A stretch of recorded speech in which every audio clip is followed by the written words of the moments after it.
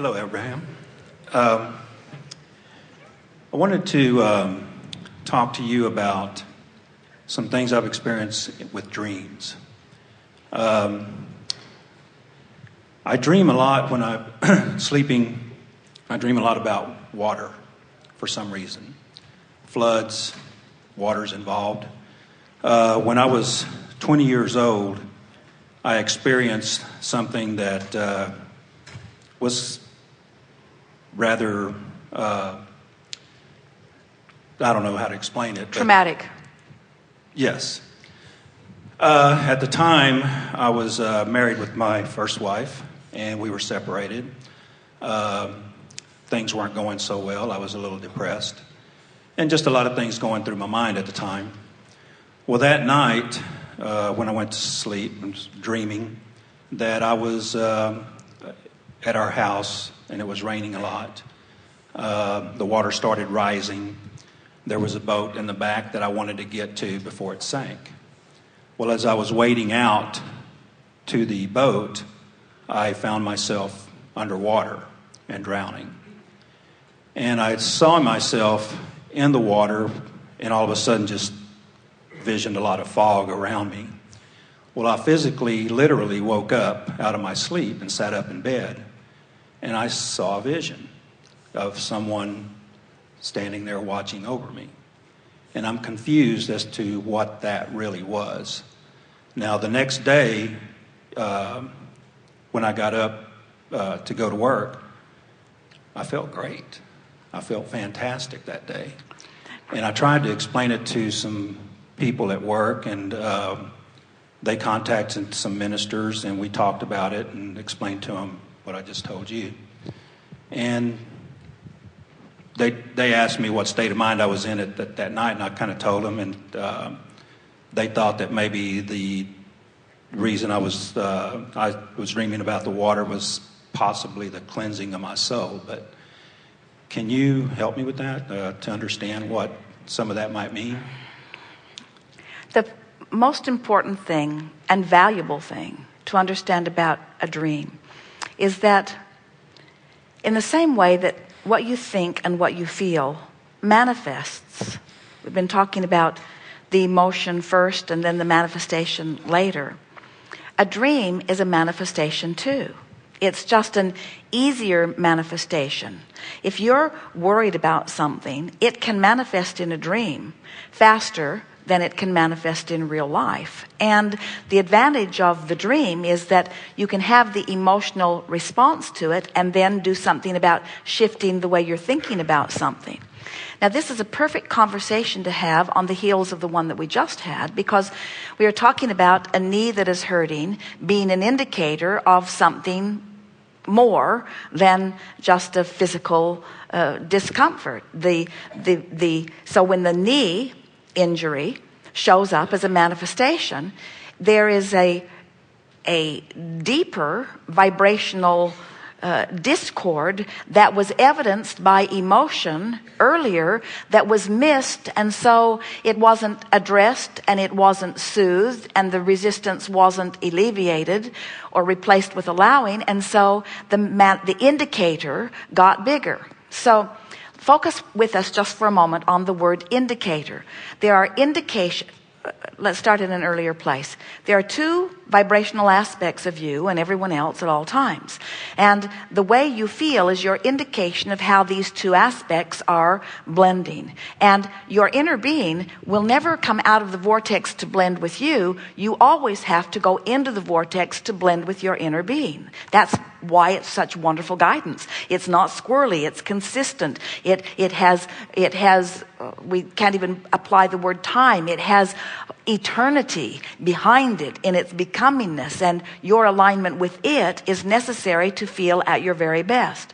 So every emotion you feel is the indicator of how well you're blending relative to the subject that's active in your mind right here and now. So when you have a physical anomaly, like an injured knee, and we say, as you just heard us say, what's going on? What's really bothering you? What indicators have you been ignoring which made it necessary for a more emphatic indicator to show up? Well, a dream indicator is somewhere in between that. In other words, you've had things that have been bothering you that are on their way to some sort of a manifestation, but they haven't manifested in real life yet because the resistance isn't strong enough to provide the stuff of that creation, but it is manifesting in dream state. So and let's go further and carry on with our conversation before. We've had this conversation all day. Your dream is a manifestation too. In other words, that's what we're trying to help you to see, that you are interpreters of vibration, and that dream that you dream is a reality that does indicate what's been going on vibrationally. So, at the time, if you had had a conversation with us about that dream, we would have asked the question, well, what have you been thinking about and what are you worried about?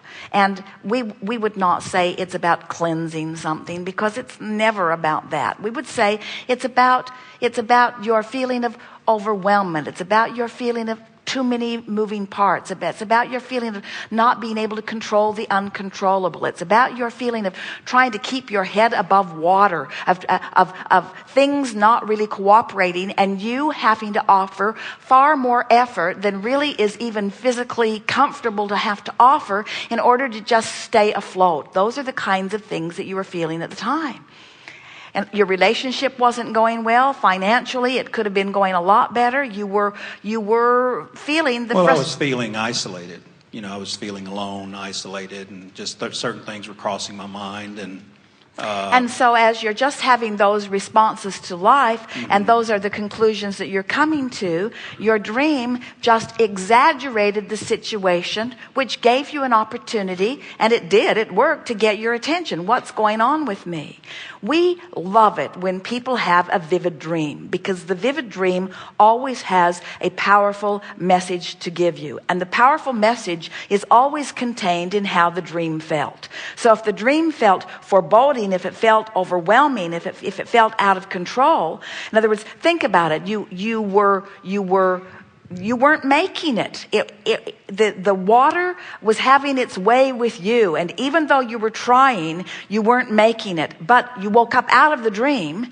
You woke up out of the dream because it served its purpose, and because it wasn't real life, and because the vibration of what was going on with you was not profoundly discordant enough to give you that real life experience. Well, what was the vision? What was that about? What that is about is that's that bounce that we're talking about. In other words, when you know what you don't want, you know what you do want. So when you feel lonely, you want someone to be there. When you feel out of control, you want some stable environment. And so that was a reality. In other words, both of those were indications of probable realities. But you woke up out of the dream into the reality that was most dominant. Well, nowadays, well-being always does abound. Well, now, since that time, I always have a sense of feeling that I am being protected for some reason, that something is watching over me, helping me guide myself through life. That's accurate. It always is there. It's that larger part of you. Jerry has a profound experience that he talks about that happened many years ago when circumstances were out of his control, and he, even though he'd been trying very hard for a very long time to get them in control, and finally he accepted the out of controlness of the too many moving parts that he was trying to contain, and he had an I give up moment where he walked right outside of the hotel he was staying in and looked at the sky, and the snow was falling on his face, and he said out loud for the universe and anyone to hear, I give up. And he meant it. But he wasn't giving up his desires. He was giving up his resistance. He was giving up the struggle. He was giving up the effort, the futile effort. He was giving up the attempt to control the uncontrollable. And in that moment, goosebumps all over his body, bubbles and elation. And as you described your own experience, a happiness, a profound happiness that he could not make sense of to anyone. He went to a psychiatrist and the psychiatrist said, "What's the problem?" And he said, "I'm happy all the time." The man said, "I don't see that really as a problem." And Jerry said, "But it's weird. I'm not used to feeling happy all the time." But what he didn't know, and what you didn't realize either, is that through all the struggle, you'd been asking and asking and asking and asking and asking. And something in that process caused you both to release resistance and to allow what's really going on to dominate in your vibration, you see. Now, we're not recommending to anyone that you know what you don't want, which causes you to know what you do want, but then you keep beating the drum of what you don't want, which causes you to ask more, but you keep beating the drum of what you don't want, which causes you to ask more, until there's a huge vibrational variance between where you're normally hanging out and what you're asking for. But when you do, both of you had done that, when you do something like that, because the desire is so much stronger and who you are is so much stronger, during some moment in time when you are less resistant than normal, you'll have an experience where who you really are will win out. And we want to say to you, hear this. A lot of people take their croaking transition in an environment just like that, where they have asked so profoundly, they're asking so profoundly, and the path of least resistance is reemerging into non-physical because the resistance is so strong otherwise. Not as a punishment, but as a relief and a reprieve from the resistance. Of course, neither of you had resistance, anything like that required that. But your awakening experiences in both cases, you interpreted that exactly right.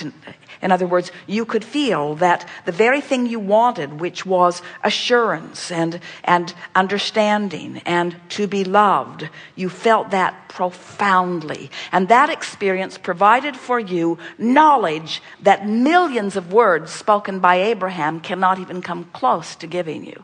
That experience was that profound. Good. Very good. Good time for a segment of refreshment. Thank you.